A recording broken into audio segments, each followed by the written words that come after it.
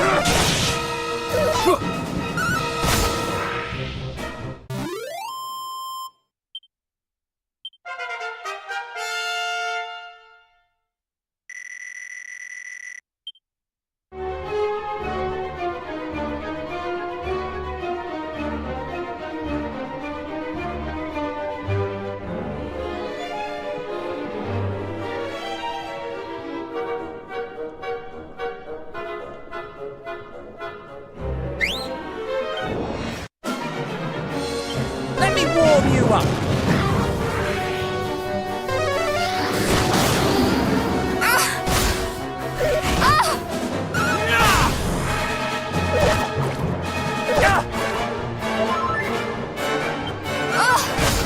I shall sweep you aside!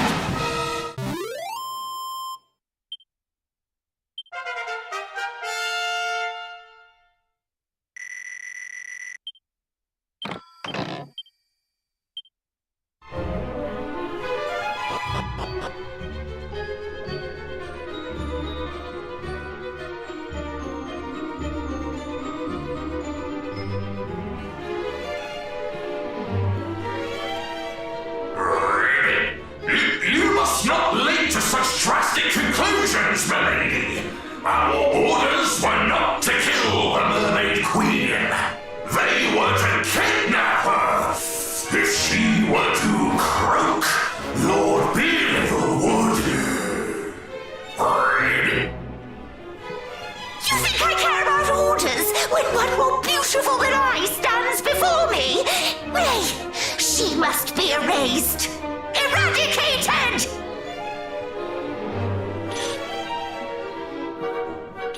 Ha! So you are the interloper who berates and belabors her fellow fiends.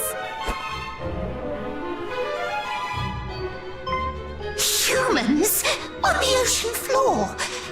How? That is none of your concern. All that you need to know is this. So long as we live, every one of your devilish schemes shall end in failure. You think to threaten me, child? These are no mere children, as their aura doth attest. Though Hargon's right-hand creature, you are clearly not his best. What? And you wonder why I wish to destroy you? Insolent! Gah! But please, this talk of destruction and exploitation must cease. She is to be taken alive. Why, I ask you, why are we not free to destroy this wretched creature?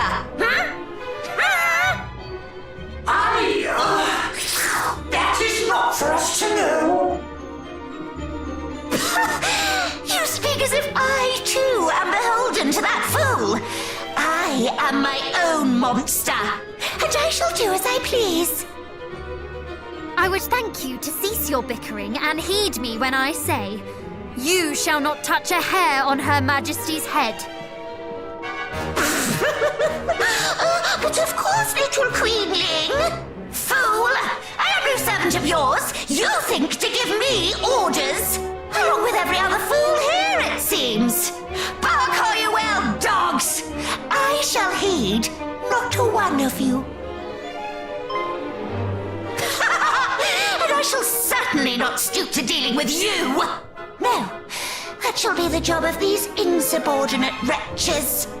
Will it not? Yes, my lady.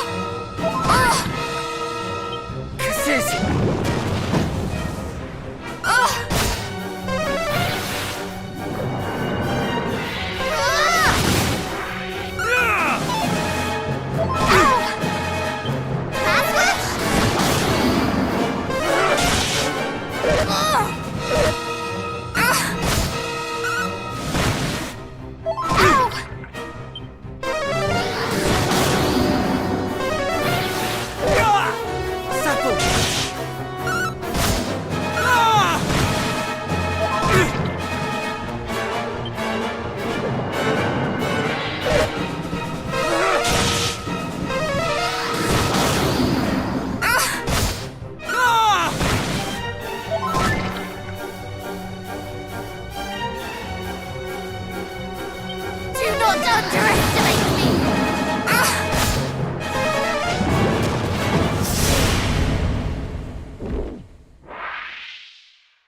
You see? Failure.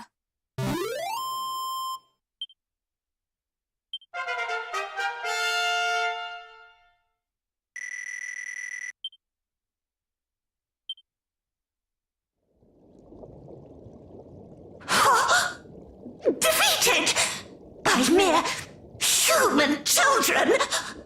What foolishness is this? You do not see the truth of it. These children's storied line. Theirs is the blood of heroes, and the foolishness is thine. Heroes! Lady Mariella, help me! Help you? You who presumed to tell me how to conduct myself? Was it not Lord Belial's approval you were so concerned with? Then seek his aid also! We merely thought to spare you Lord Belial's ire, milady. After all, he would be hopping mad if... Silence! Your pathetic excuses bore me. Begone! Is everyone all right?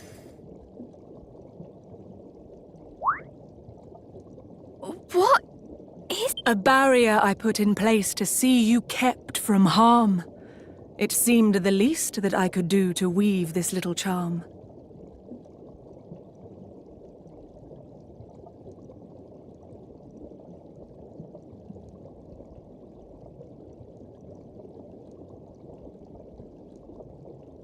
Thank you, Your Majesty. The thanks are yours. You rid us of a menace beyond measure. If there is aught else we can do, that too would be our pleasure. I fear that we will regret having allowed her to escape. But yes, all is well that ends well.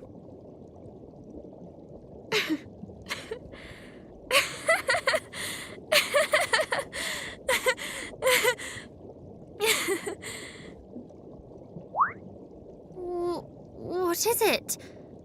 Are you angry, perhaps? So angry at letting her escape that you cannot help but laugh? Quite the opposite. I'm overjoyed, for I've seen that we can win. That victory over Hargon and his army shall surely be ours. Whatever do you mean? All I remember seeing is a gaggle of ne'er-do-wells bickering like children. Precisely. It was Belial himself who told us of the attack on the mermaids, was it not? And Mariella could not have been more disdainful of Belial's wishes. There is no unity among the monsters, no harmony. They do not consult with one another, nor attempt to work together. Quite the opposite, in fact. And when their underlings displease them, they think nothing of destroying them. Each is a law unto themselves. We, on the other hand, have made and continue to make allies of the people we meet. Nay, not just the people, the fairies too, the descendant of dragons. And us.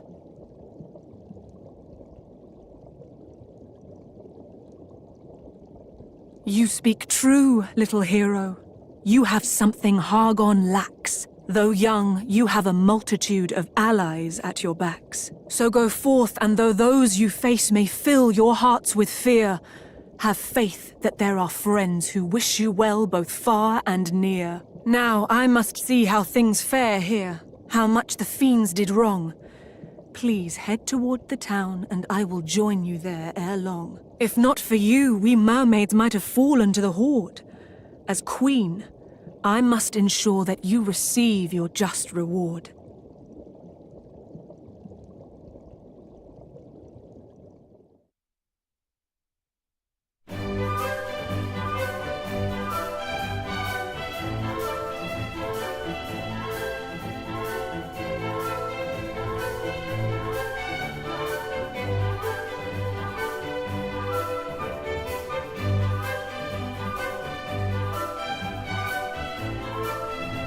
Thank the heavens. Everyone is safe and sound at last. Indeed, and the town brought back to life. It is a sight to see, is it not? Indeed it is. I wish to speak with our new mermaid friends, so that we might stay a while and play. Please.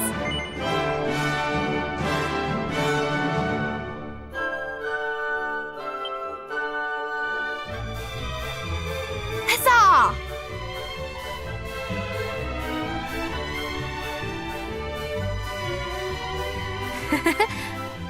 I should not mind a little look around myself.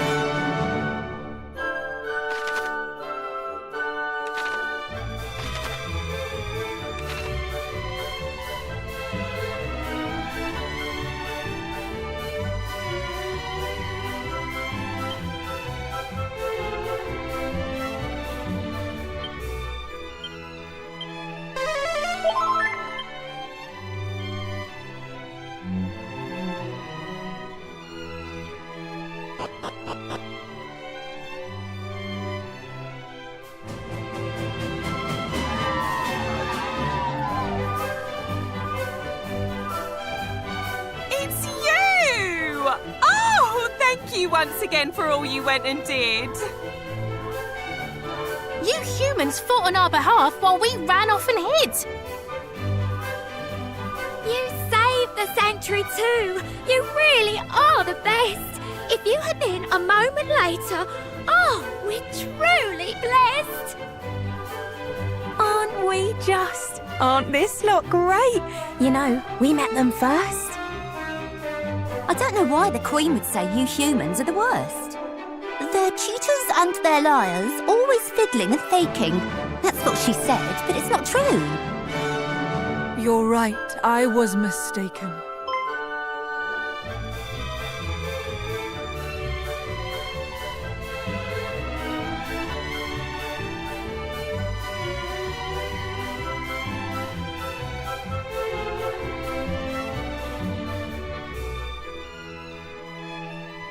Your Majesty, how fare things at the sanctuary? Yes, all is well, in no small part thanks to you and your friends. I know not how to thank you all, nor how to make amends. I rather think it is we who must make amends. Forgive us, Majesty, but we took possession of the fairy trumpet without your leave. The palace of the fairies was under attack, and we had need of it in order that we might go to their aid. Nevertheless, we must beg your forgiveness. Oh, Poppycock! You make it sound as if you stole the thing. I gave it to her. I should be the one that's grovelling. There is no need to grovel or to otherwise atone. That you went to the fairies' aid is recompense alone. The harp of Lady Lorelei is yours now, is that so? I know no other means by which you join us here below. Perhaps if you might lend it as the fairies did to you?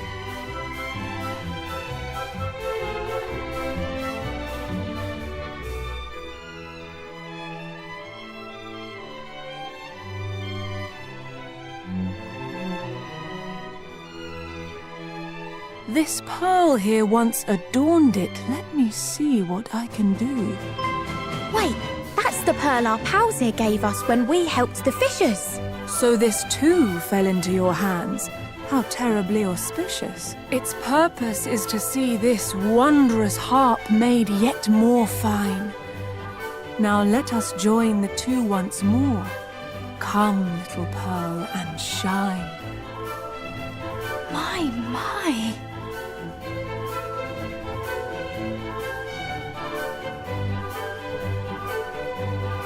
Your presence here beneath the sea brings peace unto our hearts. May that same peace spread further with the power the harp imparts. Thank you.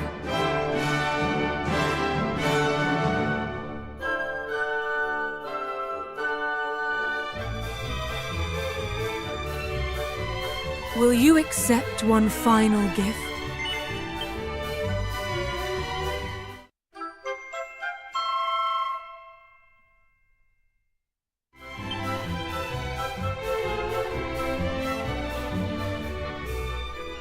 Though a good deed is its own reward, I shall not turn up my nose at another.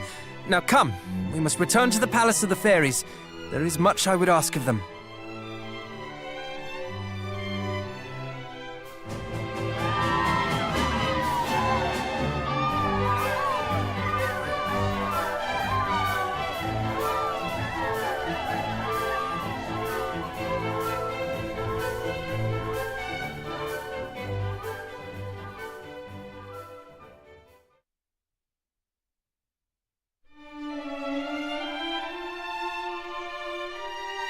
Thank you, from the very bottom of my heart.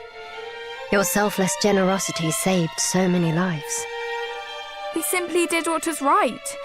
Humans, mermaids, and fairies must work together if we're to fend off bullies like Hargon. I couldn't have put it better myself. All is still well at the shrine, I trust? It is. Thanks to you, I was able to get back in touch with my fellow keeper here. I hurried to help as soon as I learnt what happened. Do you remember how I said it wasn't really my place to tell you about the sigils? What I meant by that is that it isn't my place as such. It is ours. And now that we are all here together, we can tell you everything you need to know. Let's start at the beginning, shall we? The sigils were made by your ancestor, Erdrick, with a little help from us fairies. Feels like it was only yesterday, doesn't it? Funny that. After defeating the Dragon Lord, Erdrick left the 5 sigils in the care of Rubis. She used their power to place herself in a deep and lasting slumber. A slumber from which only the same power could awaken her. I am not sure I follow. Let me explain. Rubis is no commoner garden spirit.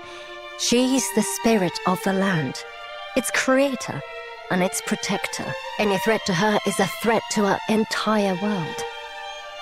While others celebrated the fall of the Dragon Lord, Rubis was all too aware that another evil waited in the wings. So she made up her mind to bid her loyal servants farewell, before the menace grew strong enough to strike her down. And so she entered a sleep deeper than death, where even the prayers of we, her loyal servants, cannot reach her. It sounds less like slumber and more like she sealed herself away. Yes, that might be a better way of putting it. Either way, she hoped that by this, she could protect her world until the time came. Till the time came for what? For the scions of Erdrick to rise once more, to meet a great darkness that threatened the realm. In short, Rubis foresaw this very moment. She told us that if, and only if, Erdrick's descendants should show the same strength and bravery as their illustrious ancestor, we should tell them of the sigils and guide them on their quest. And you believe we have met that standard? And then some. No one else could have made it this far. Not to say your journey's anywhere near over, of course. We're yet 2 sigils short a full collection after all. And not only that, The sigils aren't all that's needed to awaken Lady Rubis. Truly? What else do we need? One thing at a time now. Focus on finding the sigils first, and we can talk about the rest later. Luckily, you're more than halfway done already. That's as may be, but we know not where to look next. Under the sea. When we met Mariella in the Mermaid Sanctuary, I noticed something pinned to her lapel. I cannot say for certain, but I believe it may have been a sigil. Gosh, you have good eyesight. I saw nothing of the sort. Clearly my temper blinded me to such things. I was hardly as incensed as my sister, yet still I overlooked it. Did you notice it, cousin? I would expect no less. That might secure us one sigil, but what of the other? We haven't a clue where it might be. Shall we try asking the King of Darkendor? He boasted of the breadth of his knowledge, did he not? That he did. Let us put it to the test. Then it seems your course is settled. Thank you for everything. We will return once we have gathered the remaining sigils. Take care.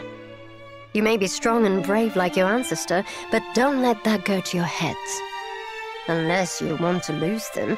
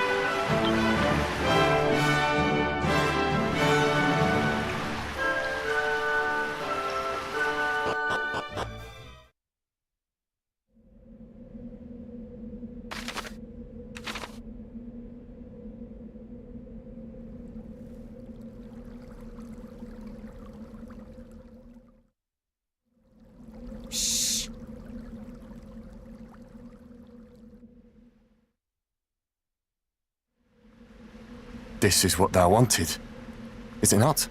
Yes, yes! Thou hast done well in delivering the sigil unto me, child. Now hand it over. Thou wouldst deny Providence? Before I give this to thee, I want thy solemn word that the children of Hargon will see my sister Hale. Now.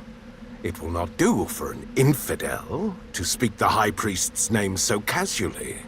Hang your High Priest! Finding a cure for my sister is all that matters to me. Swear that thou wilt help her, or I will walk away this instant. What a pity. If thou wilt lay all bare, scorning the High Priest and his children, then so shall I.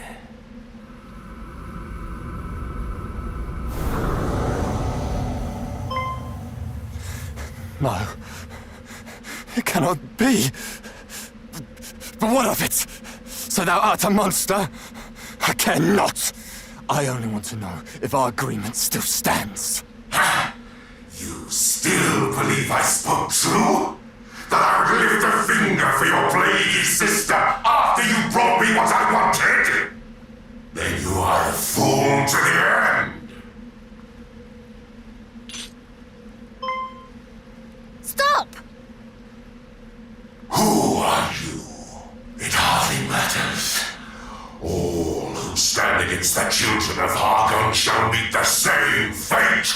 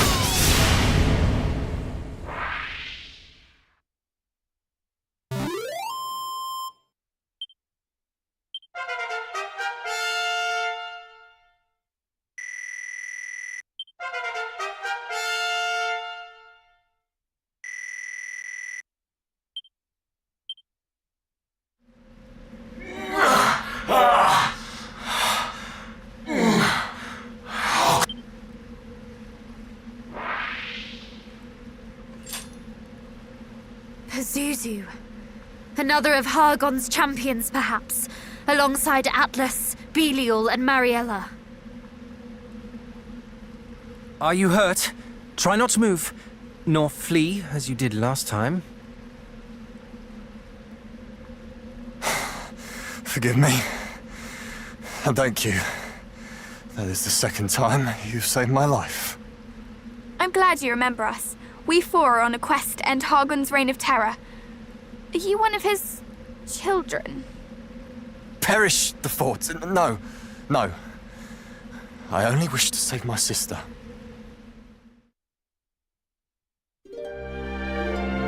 My sister fell ill some months ago. The healers tried everything, but no spell nor nostrum could cure her. Just when I thought all hope was lost, he came to me. He told me that if I joined the children and did enough good deeds for them, that a man named Pazuzu, a leader of their order, would see my sister saved. Yet the deeds he made me do for him were far from good. I was told to commit sin after sin and encourage others to do the same. Yet I still did them. Though I knew it was wrong, it was the only hope I had. Once I had proven myself loyal, he bade me steal the stone for him. He said that if I did, he would arrange for me to meet with this Lord Pazuzu.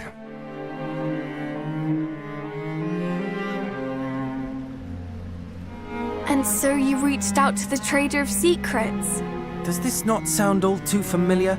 The monsters in Rippleport also disguised themselves as humans and encouraged people to steal for them. It would stand to reason that their purpose was the same as this priest's. That they too were of the children of Hargon. And that they all answer to one Lord Pazuzu. It appears so. But did not the monsters who were sent to reclaim the sigil say that in stealing it, this fellow had angered Lord Atlas? Would that not imply that Pazuzu and Atlas are enemies, competing against each other for the sigils? That it would. Aye, 'tis true, 'tis true. The priest specifically forbade me from relinquishing the stone to a beast by the name of Atlas. It appeared to be a matter of pride. Once again, the monsters are not satisfied with bringing misery to us. They must bring misery to each other.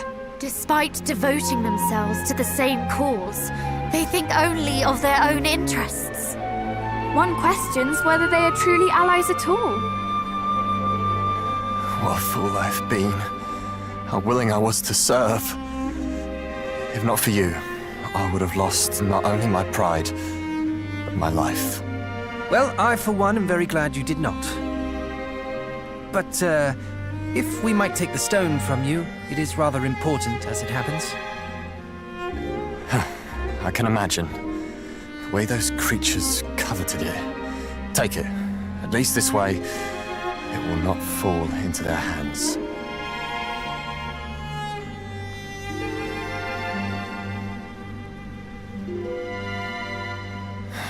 The priest was right. After all I've done, I'm past saving. I only wish that my sister might not share my fate.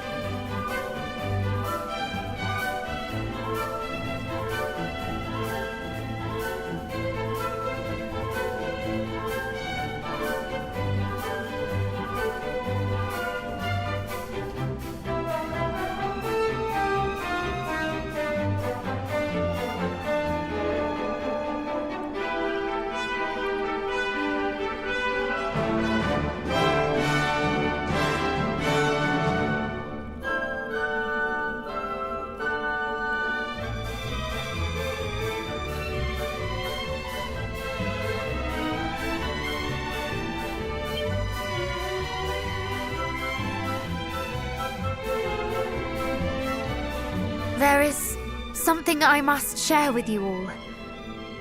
When we were in Berren,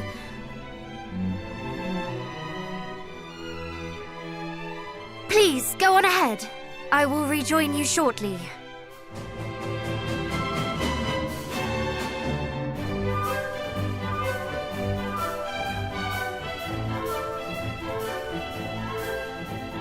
Father, there is something I would give you.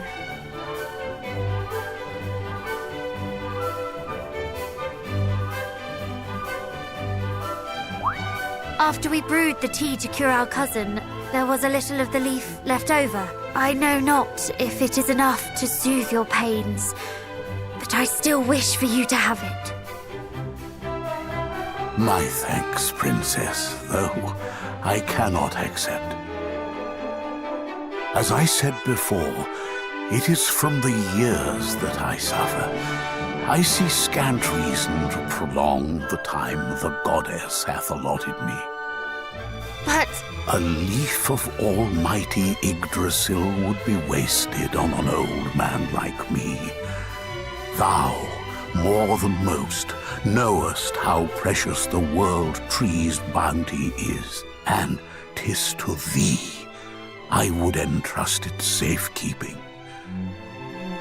Use it as thou seest fit, Princess. Trust in thy judgment, as I trust in thee.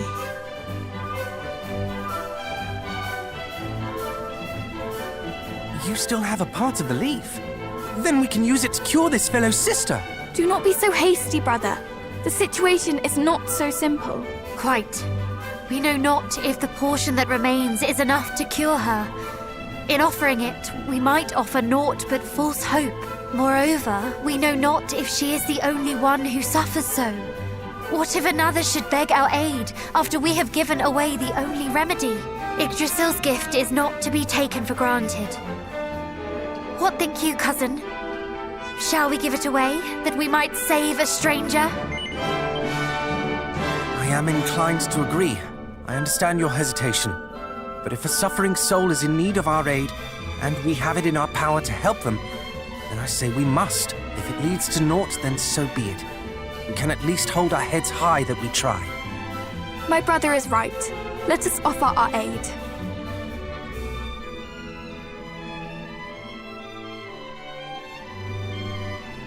I cannot guarantee this will work, but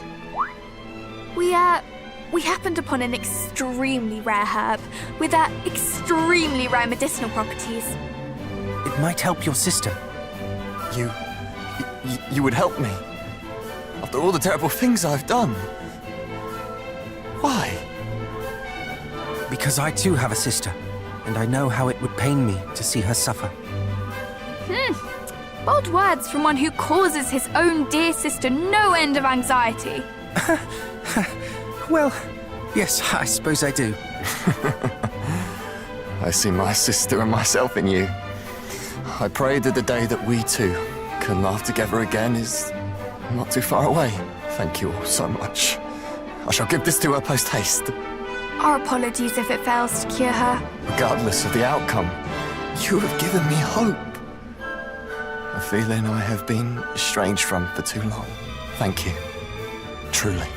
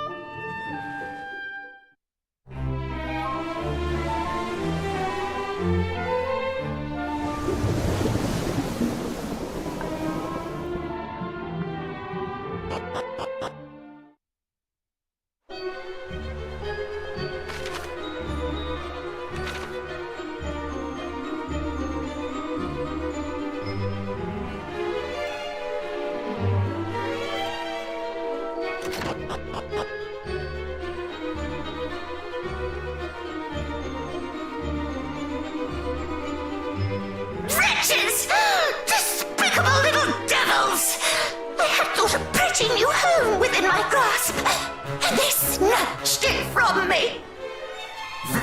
Forgive us our failure, lady, but if I might ask, wherefore didst thou think to abandon our current home? 'Tis passing fair, is it not? I tire of it. And besides, it's my right, nay, my destiny, to bring the entire seabed under my control. If we had made good our assault on their silly little sanctuary, we might have sent those slippery little mermaids swimming once and for all, and gained ourselves a charming little pied-à-mer besides. Oh, the injustice of it! I hate them. I hate those little do-gooders! My blood fat boils! I must be alone. Leave me. And lock the door tight, that none might disturb my grieving.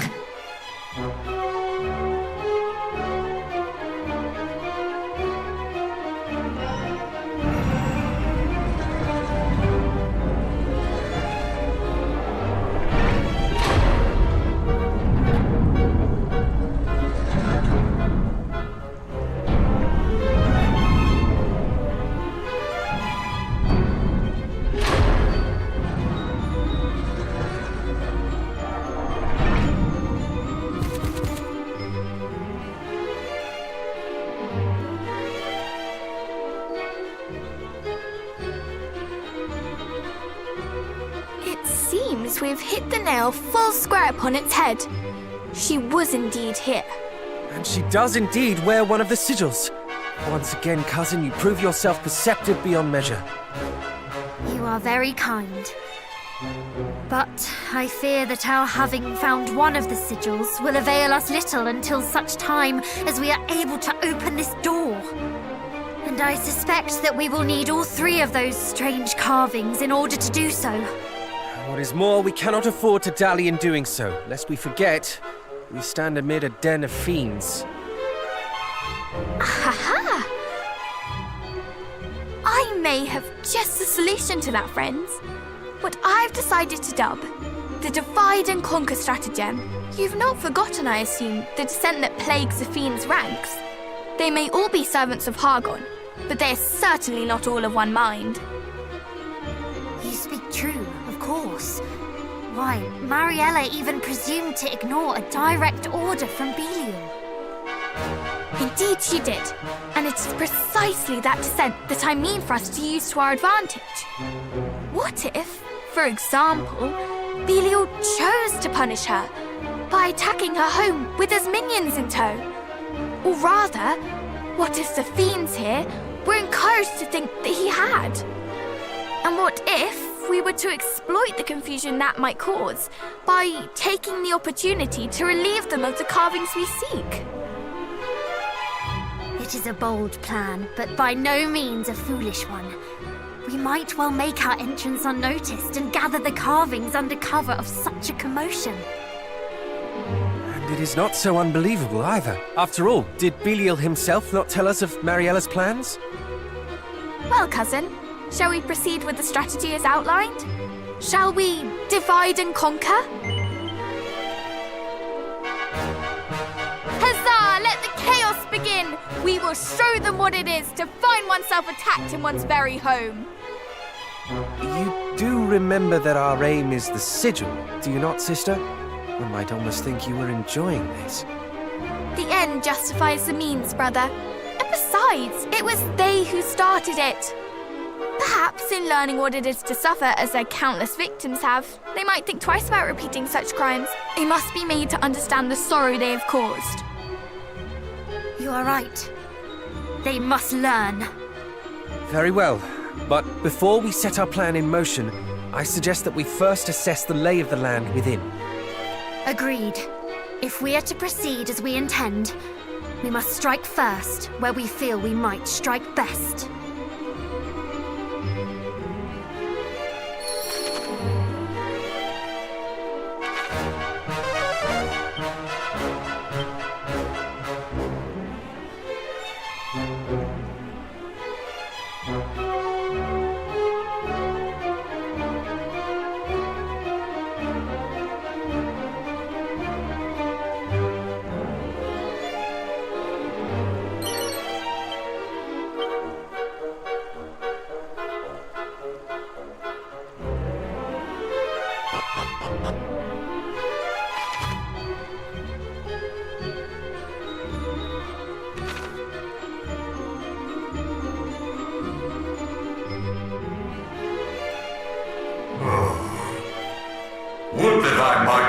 convince the fair Lady Mariella simply to think a little more on her actions. 'Tis of course not her methods I object to. Her few dead mermaids are of little import. And yet, something in their execution doth trouble me mightily.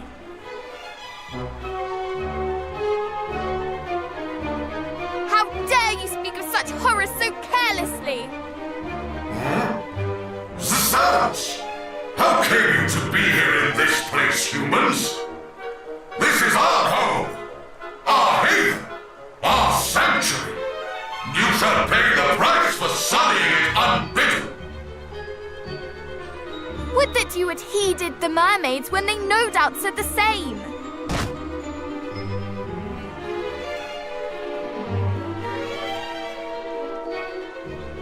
Did they too cry out in indignation as you do? And what did you do in return, I ask? Pah! It mattereth not what mermaids say, nor humans for that matter. We are monsters. It seems words will avail us little here. Ha! Then let us exchange blows instead. I shall slay you all and make tribute of your corpses to my beloved mistress.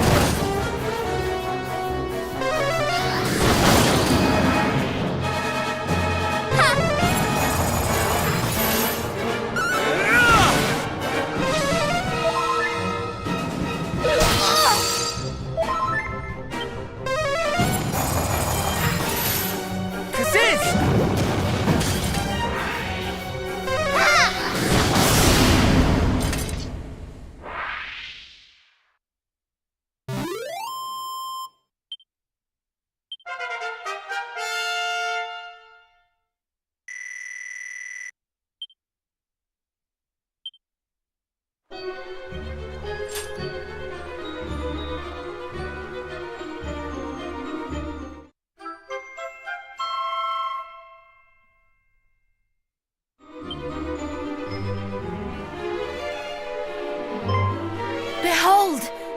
A speaking tube! The perfect tool for our little plan, would you not agree? Aye, that I would. I'll wager the Lady Mariella makes use of it to bark orders at her underlings. Then we must make the most of this chance while it presents itself. Come, brother! You shall play the part of Belial, and I shall play that of your miserable victim.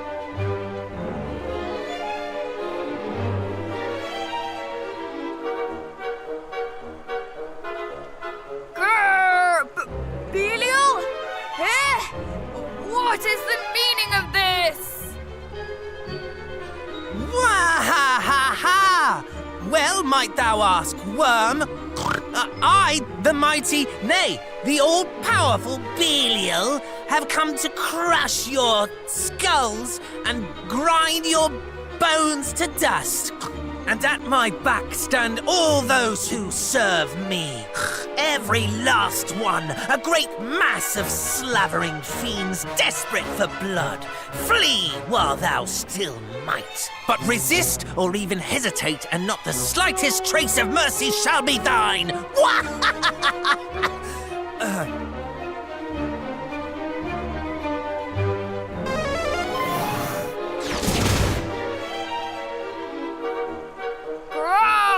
Run, fellow fiends! We must run! Flee for your lives! Look at them all! Oh no! Oh no! Lord Belial is attacking us! Well, for five, brother. After all Lady Mariella had done, if she who hath brought this punishment upon us, then I, for one, shall not remain to suffer the bone-rattling she hath brought upon us. Nay, I mean to quit this place while I can.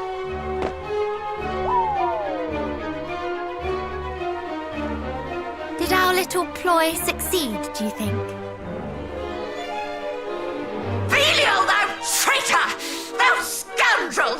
This shall not stand! But we shall. Hold, my minions! Do not give an inch!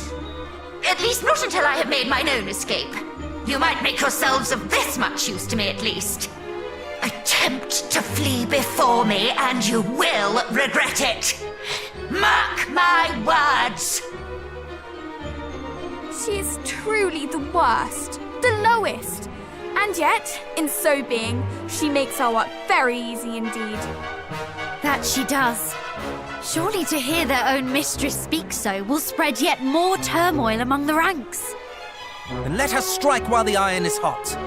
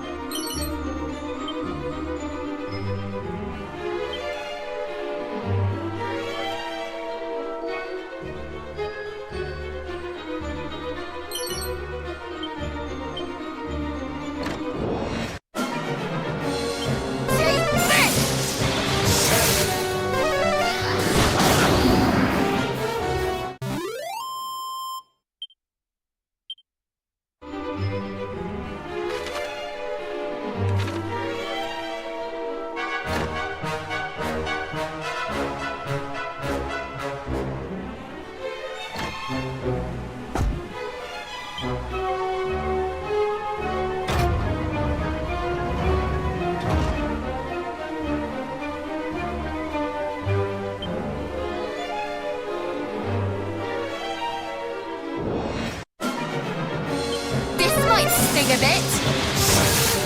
Come on!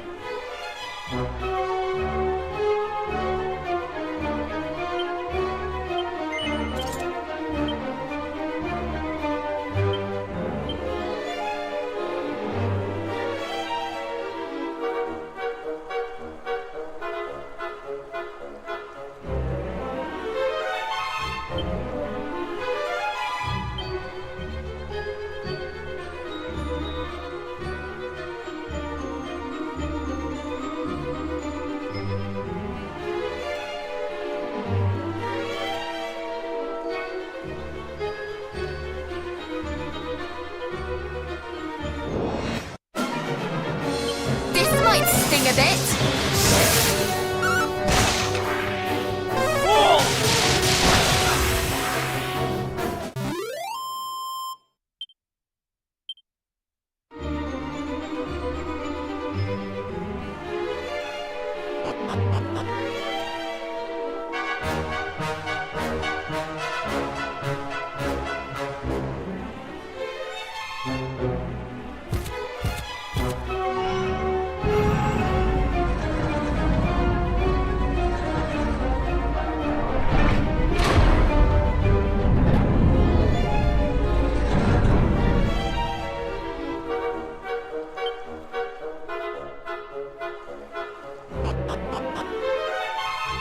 Oh my! I must hurry if I'm to pack all my precious treasures and make my escape! This, and this most certainly, my pillows, my beautiful blankets, my... You care more for your belongings than those who serve you. Is it any wonder they desert you? Huh? Whence did you excrescences spring? And where is Belial? And what is the meaning of this? It was all a lie, designed to sow confusion among your underlings. What? And now, they are all gone, leaving you alone and exposed. But they did not flee solely thanks to our subterfuge, effective though it was. No, they fled as much because of the mistreatment they have suffered at your hands. They were disloyal and disunified. Little wonder, since you treated them as naught but pawns. But now, O Queen, you stand alone. Oh, you plainly think your words right pretty, child, but you are nothing. Nobody! You speak as if I have need of those pitiful excuses for vassals! You will rue your hastiness in crowing, little one. Now come, and I will teach you. You ask why I mistreat those who serve me, why they are to me as so much refuse. 'Tis simple. I have need of none of them, of none save mighty Hargon.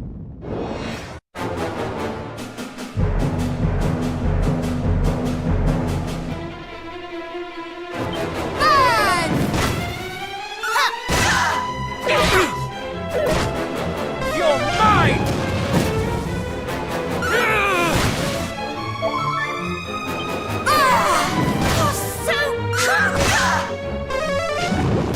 Excellent work!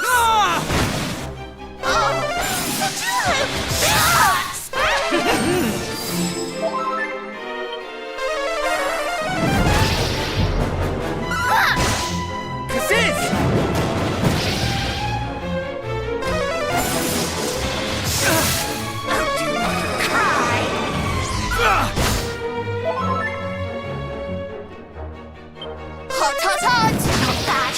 For children!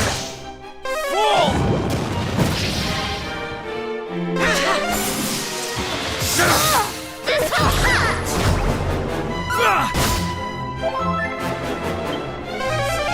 Now!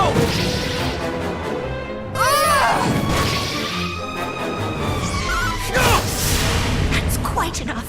Playtime is over.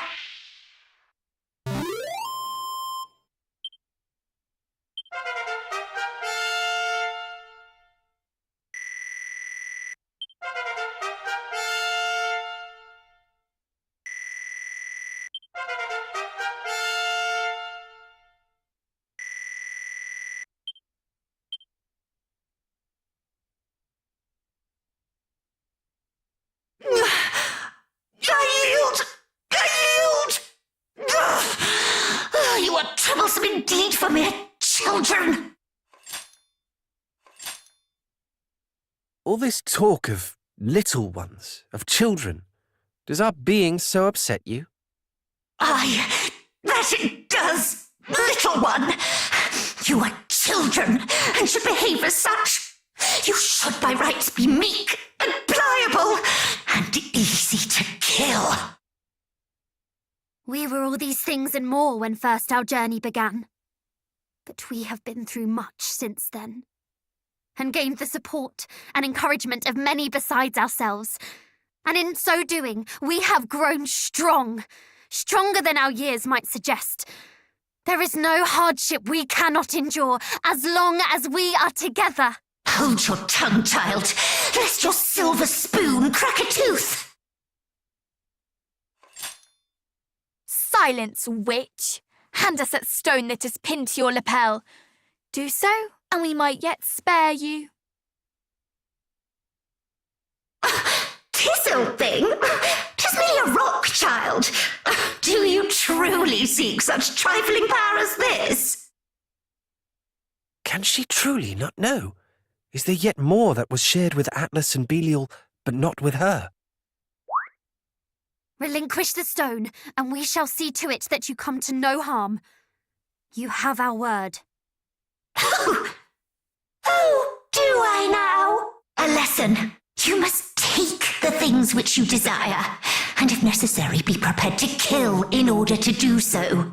If not, how is anyone to know that you truly desire them?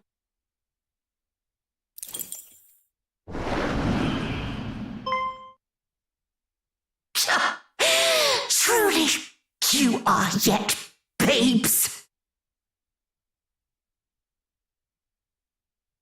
Ah! She escaped us once again! Perhaps she spoke true.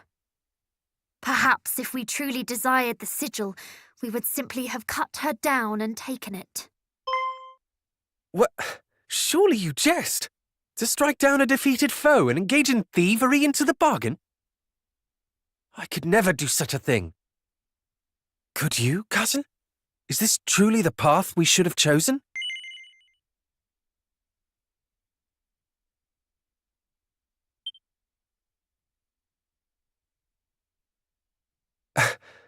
It is. Then I fear I am yet the most childish of us all. It matters not. What matters is that the sigil is ours. Let us take solace in that for now.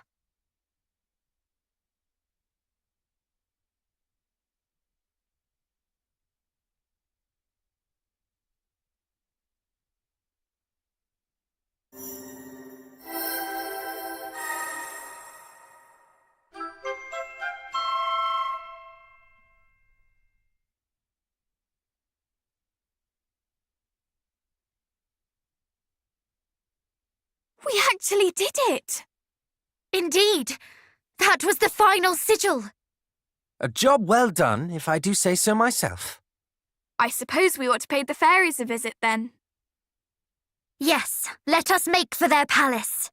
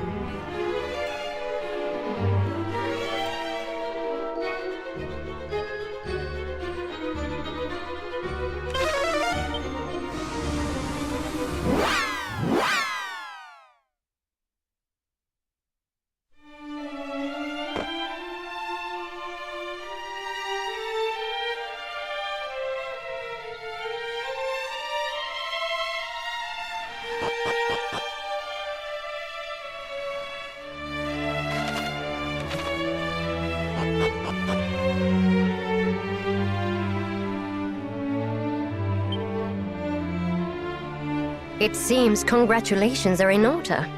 Obtaining all 5 sigils can't have been easy. However, you are more than up to the challenge. You have done your bloodline proud.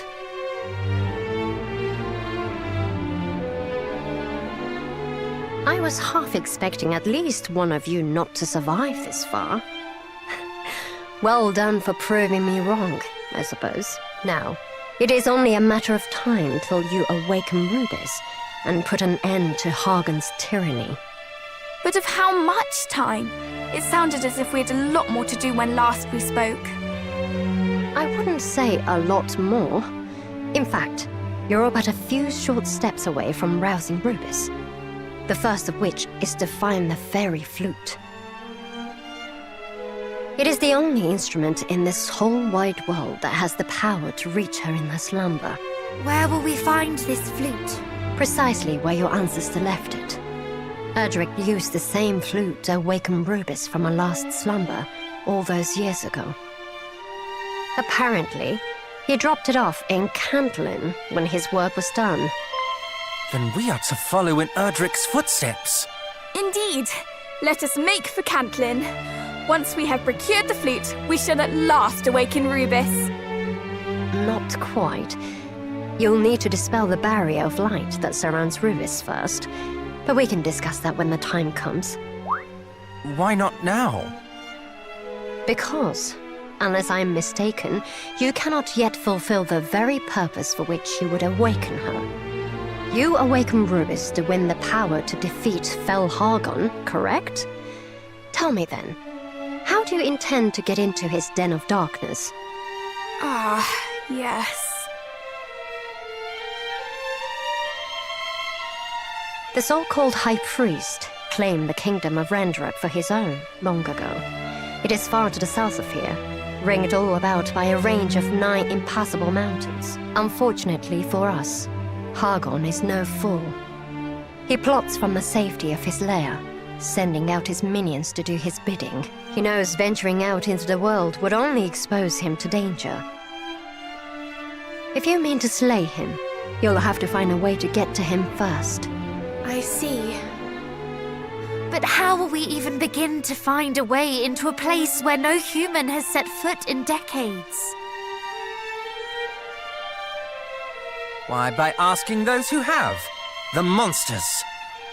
Pray tell, dear brother, why a fiend would deign to aid us. Because we aided him. Let us make for Burrowell. Then it seems your destinations are decided. Best of luck out there. May this help you on your journey.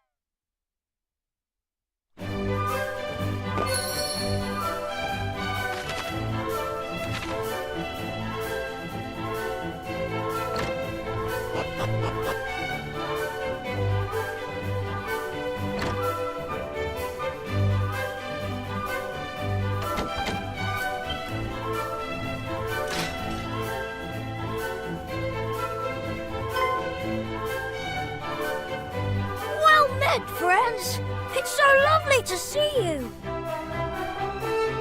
The door to your cell stands open. Is all well? Oh, all is splendid. The villagers have decided that I need no longer be locked within it, but I am so surpassing fond of it that I have decided to stay. It is no longer a cell, but a home. My home. Is that so? It seems the townspeople continue to make you welcome. I am very glad to hear it. Yes, and all is thanks to you, my saviors.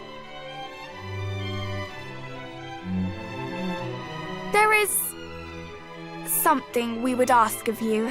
In order to defeat Fel Hargon, we must needs traverse the mountain range that stands between here and his lair. But we've heard tell that to do so might be difficult, perhaps impossible for humans such as ourselves. We wish to ask if you might know of a way. Oh, a way for humans to reach Hargon's dwelling place, you say? Oh, I suppose I have never really thought about such a thing before. Is aught the matter? You seem rather quiet. No. It is simply that Not so long ago, I advocated for your removal. It does not seem right to simply walk up and cry good day. Oh, please, there is no need to be so careful on my account. In truth, I have come to see the reason in your argument since my incarceration here. To lose one's home, one's most sacred place, must be both terrifying and saddening in equal measure. Why, if Burrowell were to fall, I fear I would struggle to go on living, and I have lived here only a short while. To lose the home in which one was born and raised must be... Oh, I can hardly imagine. I do not hate you. Not any longer. I only hope that you do not hate me. I don't suppose we might ever become friends? course we can. Can we not? I fear it is not quite so simple. My kind, we did unspeakable things to yours, and I did nothing to stop them. Yes. But I, in my turn, wish to punish you for crimes you yourself did not commit. We are no better than one another. Perhaps not. And perhaps this explains the awkwardness between us. No matter what we speak of, all we can think to say to one another is sorry. What if you were to treat me as something of a confidant?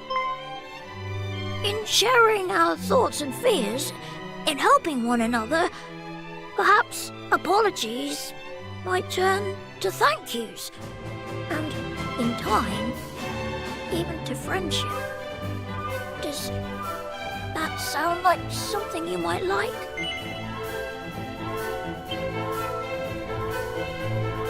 Oh, this warms my heart indeed. And in order that the first thank you might come sooner rather than later, allow me to seek out a way for you to cross the mountains. Thank you. But we must do something for you in return. Please, name it. Me? Oh, well, I know that this was my idea, but nothing springs to mind. I suppose I'm quite content.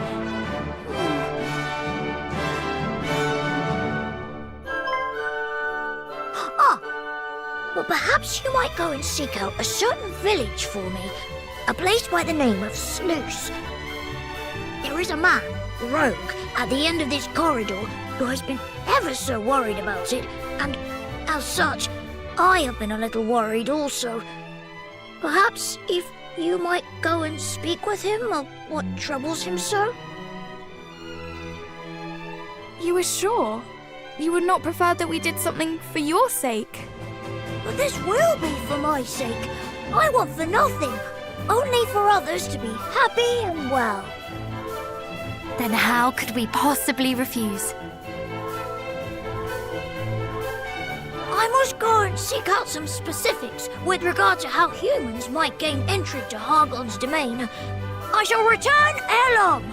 If you could see your way to speaking with Rogue while I am gone, I would be much obliged.